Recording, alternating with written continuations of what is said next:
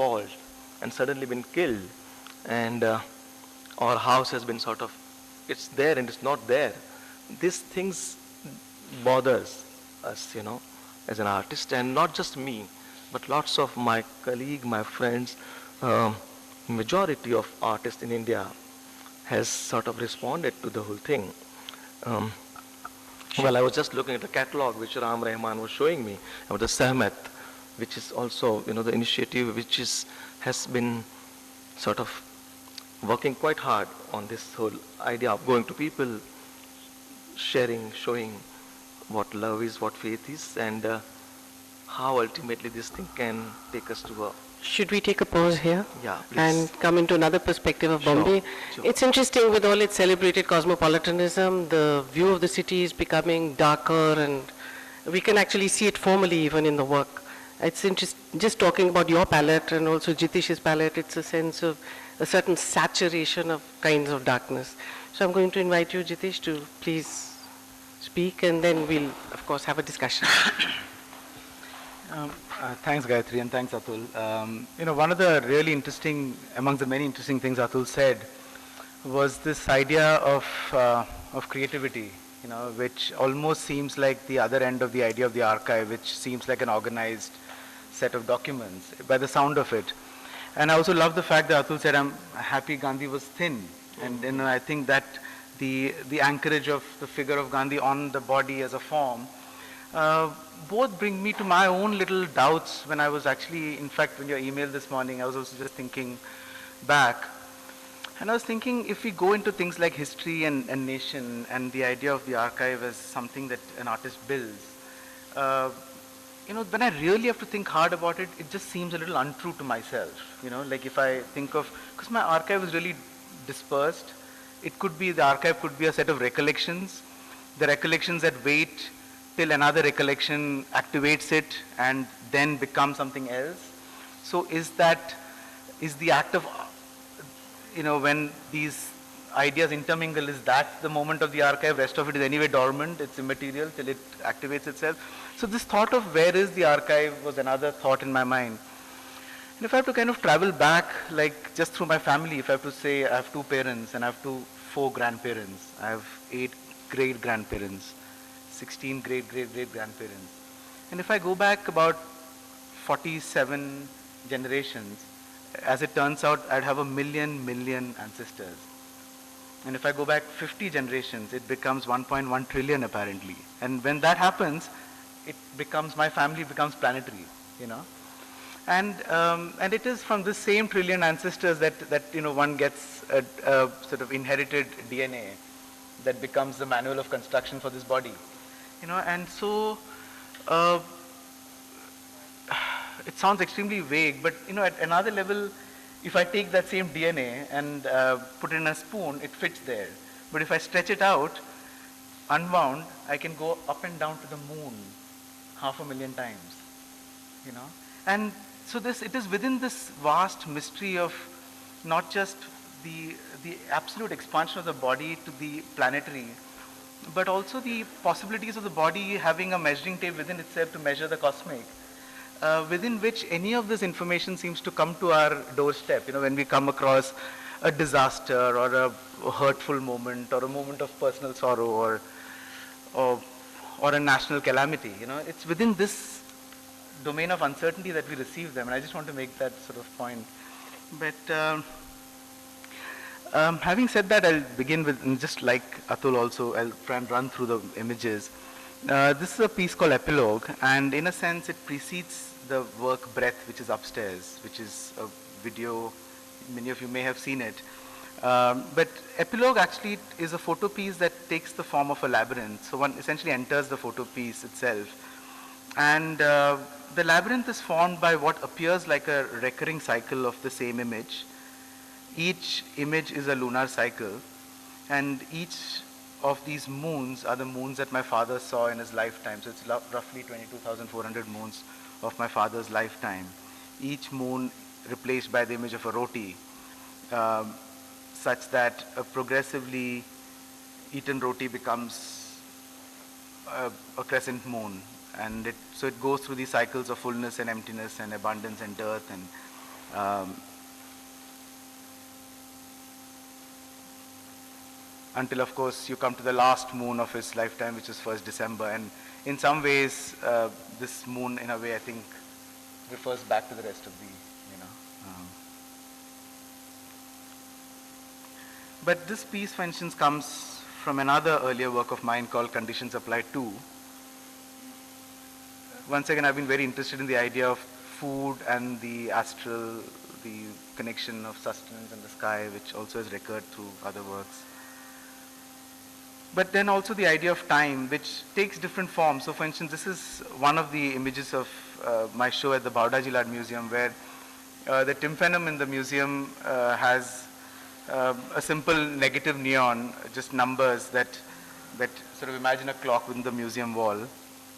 Or in the same show, the projection of a buffering sign called Ouroboros, which is the snake eating its own tail, which recurs and circles around the center of the map. And it was interesting that I just centered it to the center of the map, and it falls exactly on the industrial plot. So in that sense, creates an unintended meaning. Again, I wonder where the meaning was until I kind of just centered it. So it kind of, you know, it also then becomes like an image of surveillance on that space. This is an image from my current solo show at the Ian Potter Museum. When the museum shuts, a projection comes on the facade, which again circles all night till the museum opens again. These are the 3 text-based works that Gayatri was referring to. So I won't go through them in detail. I presume it's been seen. I've shown them earlier in Delhi. It's a speech delivered by Swami Vivekananda on September 11th, 1893 at the first Parliament of Religions. And the speech was delivered in the very site where the work is shown. So essentially the grand staircase, which is the central point in the museum, was in 1893 an auditorium, which is where he spoke. So in a sense, what is central to the work is really a confluence of site, date, and the text itself, and also the fact that this text is then sort of refracted in these 5 colors. And these were the 5 colors that the US Homeland Security had marked as threat codes. So for an entire decade, every day there was a marking of the level of possible threat, and it always remained red, orange, and yellow, high, elevated, and severe. You kind of read as you ascend. And the piece was at a kind of nodal point between corridors as varied as Tibetan art or European modernism, and so it almost being an encyclopedic museum. When you traverse the grand staircase, you actually go through one corridor of global culture to another, or one corridor of art to another. This is a piece from almost a decade ago, 2003, called Public Notice, which is a sort of, again, a rewriting of an existing speech delivered by Nehru on the midnight of Indian independence.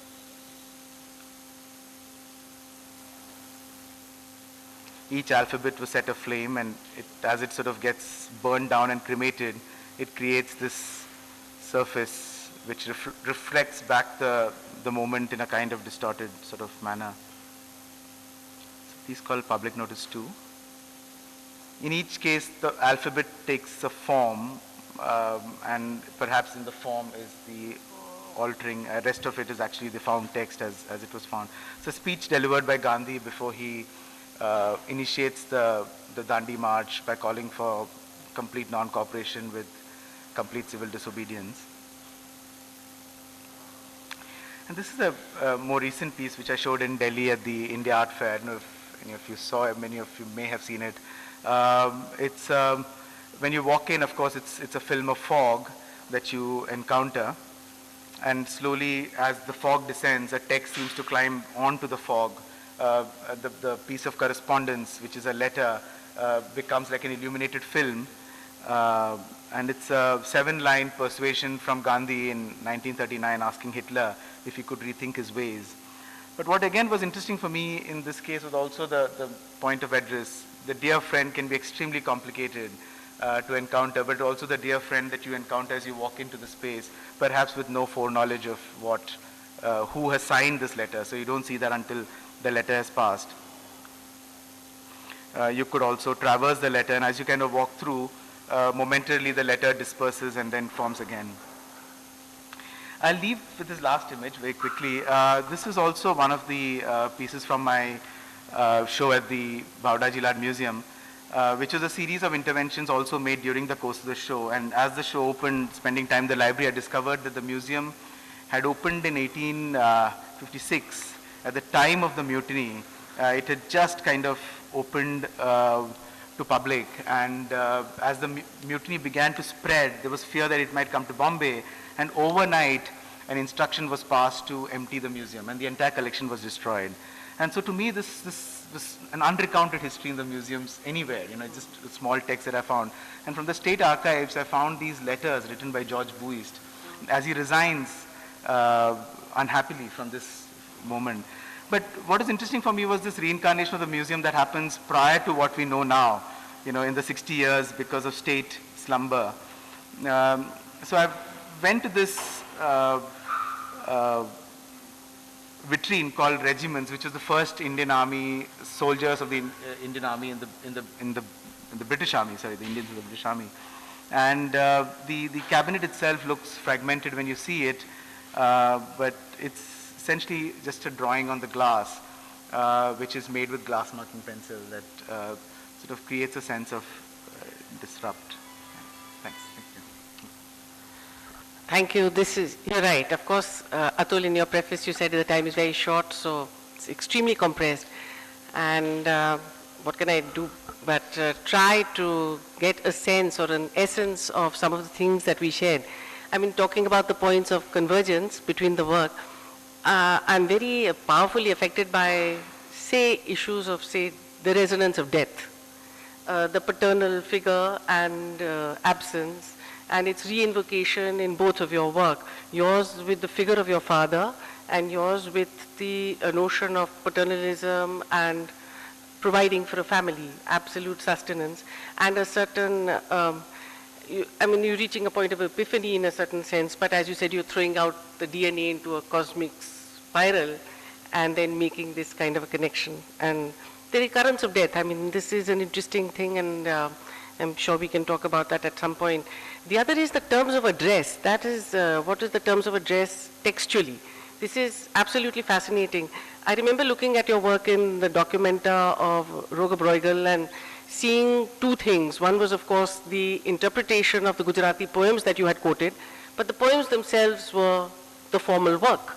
So here the terms of address was not only to be seen, but also perhaps not to be read, perhaps decoding becoming the second step, the first seeing just the text. And Jitesh, in your case, using materiality within text and that becoming a powerful intervention in the way text is seen or read.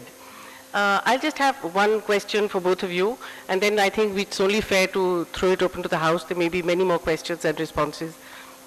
Jitesh, my first question is to you. I'm intrigued in the way you construct your work and the very compact nature of the use of materials, the compacting of even, say, titles, where it seems to be the onrush of a certain kind of energies of trying to pack in as much as possible, and in that sort of almost grinding together of that conflation, the great energy of the work. There is, I mean, we're already talking about words in bones, words through spirals of smoke.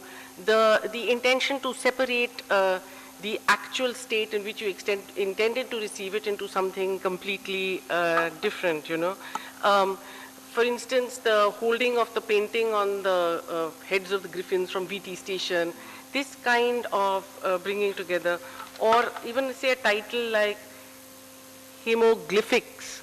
It's, is it from hematology and then what, So this compression, that's very interesting for me. It seems to, there is a lot of the expansion, even the torso being stretched, or, that, if you could speak about this playing with form until it enters into a completely different kind of associative zone.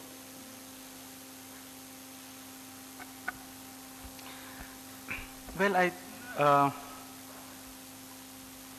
it's hard to tell really. I mean, because in most instances, like the figures are almost absent. For instance, whether it's epilogue, there's no image of my father. If it's Gandhi, there's never an image of Gandhi that I've done, or Vivekananda. So it's never been really figures. It's perhaps been moments, it's been certain fragments of information, if one may call it that for an easier word, that just stays with you and then finds a form within which it can take off or propel itself into some zone of meaning, which has a wider resonance for you beyond that, the fragment that you're holding, So, but yeah, I mean, in each case, I mean, my hope is to do as little as possible. I mean, whether it's the going to the regiment's cabinet, and then the way of activating it was actually with this drawing, but also on the opposite side was a vitrine where the letters from George Buis literally became almost like an artist's note, because everything that this crack was about was actually written by Buis in that time. So in each time it's actually finding a fragment of information that can just be placed, or even displaced by a displacement of form, so that it reaches out to something more. So the Gandhi's letter is literally the projection of the actual piece of correspondence. It's literally a change of form in the alphabet. When I paint, of course, I have greater flexibility, and which is what I really enjoy, that, like for instance with hieroglyphics, the pure possibility that this piece of imagery could be anything. That I cannot do elsewhere. So that's, painting allows that, So, yeah, and again, it's once again, it's fragments of information that you hope will talk to each other. So if it's a sculpture that might hold a painting, they come from two different histories, and perhaps they can converse. Sometimes the painting itself is a speech bubble, an utterance in the mouth of the sculpture. Right, absolutely. Atul, Bombay continues to generate ideas for you? I'm talking particularly in the context of these shutters. Yeah. And the fact that when you seem to open what looks like, of course, Arabic text, and with its very sort of venerable